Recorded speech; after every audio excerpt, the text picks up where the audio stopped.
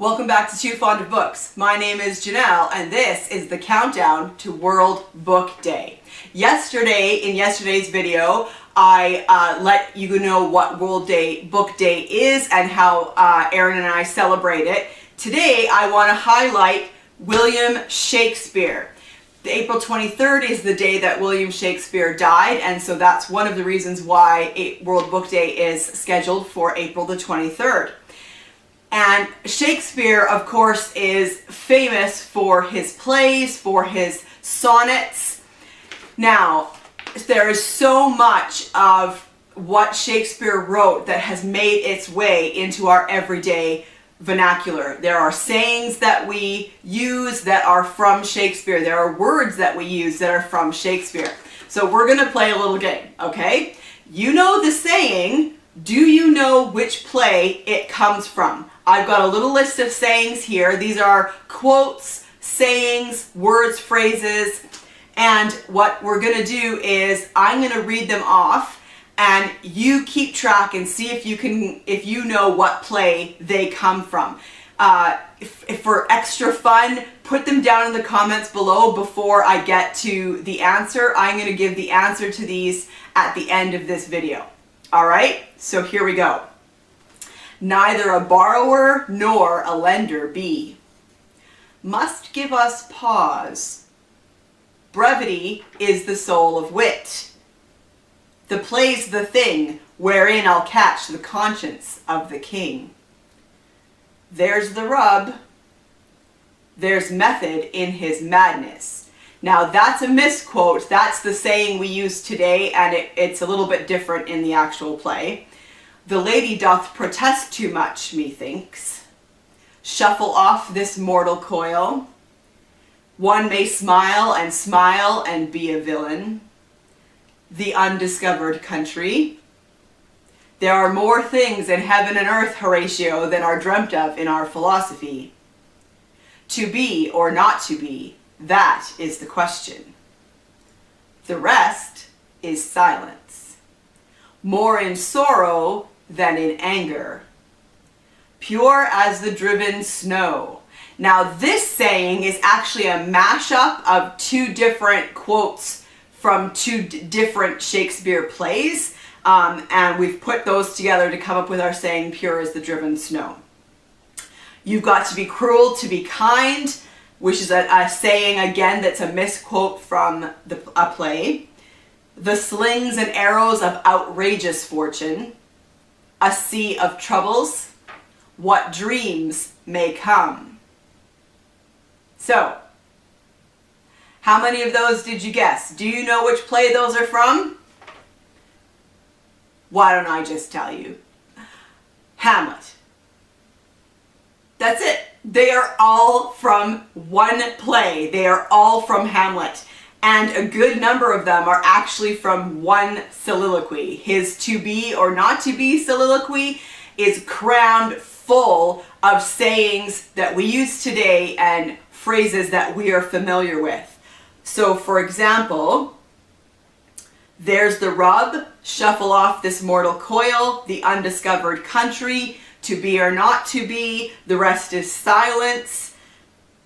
The slings and arrows of outrageous fortune, a sea of troubles, and what dreams may come. All of those are from one soliloquy. I find that so amazing. So yeah, Shakespeare, the language of Shakespeare has definitely made its way into our everyday language. We use his words and we use sayings from his plays all the time, often without even realizing it.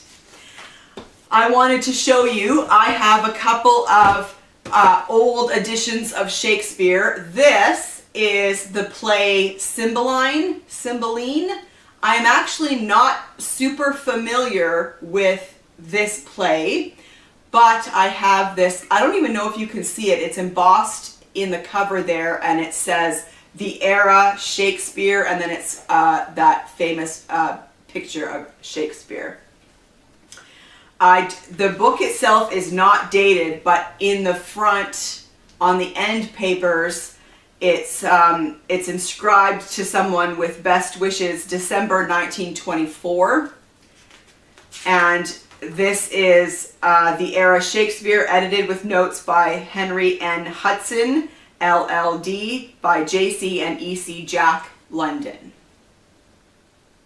So yeah, I just wanted to show you that because I think that's a really cool edition of the play, and maybe one of these days I should actually read it. I also have more stories from Shakespeare told to the children. I recently got this from my dad, and it is Stories for Children from Shakespeare to the Children, Told to the Children series, edited by Louis Chisholm and told by Jeannie Lang, with pictures by N.M. Price, London, T.C. and E.C. Jack. And so there you can see the example of some of the illustrations. And so this has the stories of Macbeth, Hamlet, the life and death of King John, the tragedy of King Richard III, King Lear, Pericles, Prince of Tyre, and Julius Caesar. And I wanted to read the introduction, about this book, because it's funny. Some years ago, I told to the children who love stories some of the tales that Shakespeare wrote, and because I thought they would best like stories that ended happily, I left the sad ones out. Since then, people have said you have not told the children any of Shakespeare's histories, nor any of the tragedies, which is the name by which unhappy tales are known. They ought to know them as well as the others. So that is the reason why this little book has been written. Before the printers ever saw the book, a little girl had the stories read to her. When she had heard the last of them, she said, "Some stories begin happy and end miserable, and some begin miserable and end happy. I like best the ones about adventures, where they are happy all the time. But it seems to me that in these stories, the people begin miserable and go on getting miserabler. The only happy story is the story of Pericles." I think the little girl was right. But I wish to explain to you, as I explained to her, that Shakespeare, who wrote these plays for grown-up people, was one of the greatest teachers the world has ever known. And in each of these plays that are so sad, there is a big lesson to be learned. We see how selfishness and cruel wickedness and envy can bring misery upon innocent people. How the longing to be great, the greed of power, can lead men and women into every sort of evil. How unselfish love and goodness must always bring true happiness in the end. I think you will perhaps find out all these things for yourselves as you read this little book.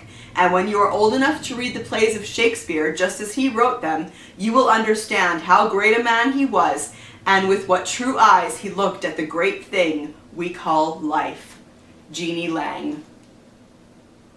One of the famous plays that Shakespeare wrote is Romeo and Juliet. And I'm going to read to you the prologue from Romeo and Juliet. I am not a Shakespearean actor, so I'm not going to get the timing all right, but I love this prologue. And I actually quoted it last week. My mother-in-law and I had to go to the pharmacy to take some packages to mail. There was a little post office thing in there, and so as we walked in, of course, because of COVID-19, there was signs on the window that said 1 person per household, please. And we live in the same house, but we have different apartments, sort of thing, and so we are 2 separate households. And so as we walked in, I said, 2 households, both alike in dignity, in fair Regina, where we lay our scene. And she just looked at me dumbfounded, like, what are you talking about? So anyways, here's the real thing. Romeo and Juliet. 2 households, both alike in dignity, in fair Verona, where we lay our scene. From ancient grudge, break to new mutiny, where civil blood makes civil hands unclean. From forth the fatal loins of these 2 foes, a pair of star-crossed lovers take their life, whose misadventured, piteous overthrows doth with their death bury their parents' strife. the fearful passage of their death-marked love, and the continuance of their parents' rage, which but their children's end naught could remove, is now the 2 hours traffic of our stage. The which, if you will with patient ears attend, what here shall miss, our toil shall strive to mend. And the timing is perfect because the Globe Theatre in London is posting videos for 2 weeks at a time here on YouTube. So the channel is Shakespeare's Globe. I'm going to link it down in the description box for you to check out. And premiering today for 2 weeks is their 2009 production of Romeo and Juliet. The last one that they did was Hamlet, which was fantastic. It was, I think, the one from 2011. And so you get to see the Globe Theatre and you get to see the Globe Theatre players in action. So please check out Romeo and Juliet by the Globe Players.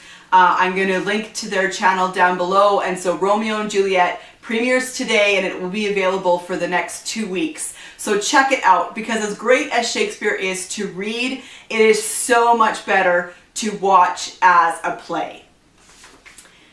And so that's it. That is our highlight Shakespeare. I hope you enjoyed this video, and I will see you again tomorrow for another countdown to World Book Day.